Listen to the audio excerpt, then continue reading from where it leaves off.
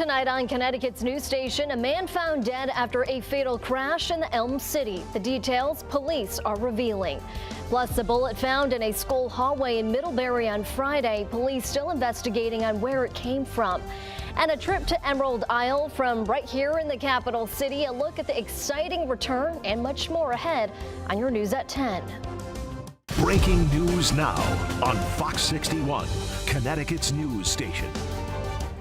But we begin with breaking news. Good evening and thanks for joining us. I'm Carmen Chow. We're learning tonight of a severe motorcycle crash on Route 183 at Hayden Hill in Torrington. The driver's condition is unknown, but we know LifeStar was called. According to police, the road will be closed for an extended period of time, and as soon as we know more information, we'll update you. Now, police are still investigating tonight after a fatal crash at Fort Hale Park in New Haven. We brought this to you as breaking news last night at 10, and there's still no word on how the crash happened. Police say they found a man unresponsive in a Toyota Tundra. The car was against a wooden guardrail on Woodward Avenue just across the park's entrance. Investigators are performing an autopsy, and the crash reconstruction team is investigating to try and get to the bottom of it. And an email was sent out to students of Memorial Middle School in Middlebury warning parents a bullet was found in the hallway of the school Friday morning. The school says they immediately entered a shelter-in-place status and called police. The police responded and discovered the bullet was an unshot 9mm round and sent in canine units to look for possible firearms.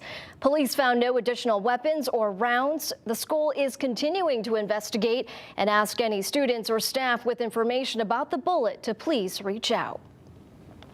And we're learning tonight of a massive fire in Preston. Take a look at this. We're learning the fire department was called to the fire on Cedar Crest Drive around 8:30 p.m.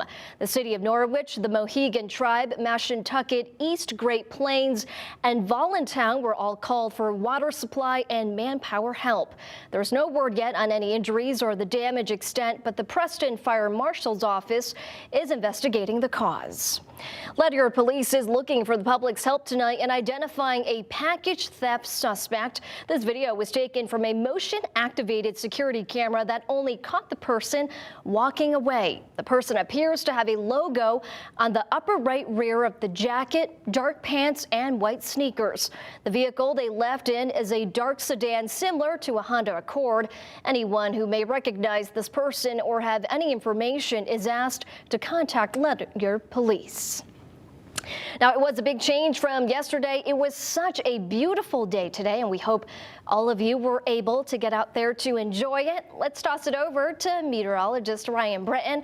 Ryan, please tell me we're getting another day like today. Today will be tough to beat, but at least tomorrow morning, Carmen, it'll be pretty nice. 61 the high in Hartford. That's 10 above the average for this date. And on the shoreline in Bridgeport, we were 13 higher than the average high. A big improvement over yesterday. Tonight, it's nice and clear. It was a very nice evening. Saw a lot of people out walking after dinner. And we have plenty of dry weather to the west, but the weather pattern is moving pretty quickly. So this system that's around Chicago tonight will clip us with some rain late in the day tomorrow. And by the way, there's a lot of severe weather happening in the south tonight, a lot of flooding and even some hail out of those thunderstorms. We're not going to get into the severe aspect of this storm, but by the end of the day tomorrow, we will have some rain developing. Out the door in the morning, plan on temperatures in the 30s, a lot of sunshine first thing, but clouds will increase and thicken as the day goes along, and then rain will be ending the day in most spots. So there's the morning sunshine, even still partly sunny through noon, but then pretty cloudy thereafter. By about 4 o'clock, rain developing in the western half of the state, and between 4 and 6 o'clock, rain overspreads the rest of the state. Tomorrow night, it is possible we see a brief mix with a bit of wet snow, especially in the hills. I don't think we'll get much out of it because it's a quick moving system that's out of here by Tuesday morning, but it will not be a perfectly sunny day tomorrow like we had today. What about the rest of the week? I'll be back to talk about that coming up in just a bit. Carmen. All right, Ryan, thank you. The only transatlantic flight from Bradley International Airport has returned. Today, Aer Lingus resumed its nonstop service from BDL to Dublin, Ireland, following a service interruption due to the COVID-19 pandemic. Fox 61's DeAndrea Turner joins us in the studio with the details. DeAndrea? Well, Carmen, like you said, Aer Lingus is the only European airline operating out of Hartford. And now the passengers that I spoke with today tell me that it's convenient and amazing to have this access right at their fingertips. Many people are as happy as Larry that the nonstop flight from Bradley International Airport to Dublin, Ireland is back. It's absolutely fabulous. It's been a couple of years coming, but we're delighted to be back here in Bradley, and we look forward to welcoming all our Connecticut friends on board our flight to Dublin. The flight hasn't been in service since the pandemic, but customers are now flying the friendly skies to the Emerald Isle. Over 100 today are on our departure flight, which is terrific. The aircraft itself has 16 business class seats and 165 in economy.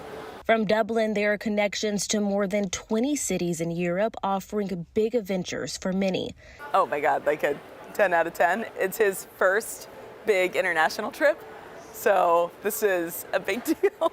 This couple is taking a 10-day vacation to Scotland. So we'll land in Dublin and then just skip right over to Glasgow and bebop our way around Scotland for the next 10 days and then bring ourselves right back. While this flight's offering adventures, we're really looking forward to it. Officials also say it's strengthening the airport pandemic recovery. There's been such pent-up demand. People are anxious to travel. Europe is only a flight away. And now the resumed service will operate daily through the end of October. As officials also say that the service is expected to operate annually on a seasonal basis until the year-round demand is realized from the return of business travel. In the studio, DeAndrea Turner, Fox 61, Connecticut's news station. All right, DeAndrea, thank you. An exciting race taking place today in Meriden, where runners ran the length of the airport runway. The Hartford Healthcare Run, the Runway 5K, and Kids Run on Sunday brought racers to the Meriden Markham Airport. Approximately 40 children and more than 200 runners took to the runway in what is being called one of the biggest races in Meriden's history. Organizers said they came up with the idea last year. We had this fantastic idea last year after the Daffodil Dash at Hubbard Park in Meriden, and we wanted to create something new and exciting for our community. And Chris Borden for the Meriden Park and Recs came up to me. He said, "What do you think about a run on the runway?" And I looked at him, my eyes opened. I said, "That would be pretty crazy and pretty awesome. Let's do it." The course led racers through more than 2 miles on the runway and another mile off of it. Happening tomorrow, Lieutenant Governor Susan Bysowitz will be announcing a new multi-state coalition to protect and expand healthcare access. She will be joined with Liz Gustafson of Pro-Choice Connecticut and Gretchen Raffa of Planned Parenthood of Southern New England for the announcement. This comes just days after the deadline for state lawmakers to vote on a bill that would allocate state funds for out-of-state people seeking abortions here has been pushed back. The Human Services Committee has until this Thursday to vote on the bill that would pay for abortion services and travel for women from states where abortions are banned. And the forums for healthcare obstacles faced by Connecticut residents in rural areas will continue tomorrow. They are being run by the Comptroller's Office and hopes to foster constructive conversations on health equity, accessibility, and affordability.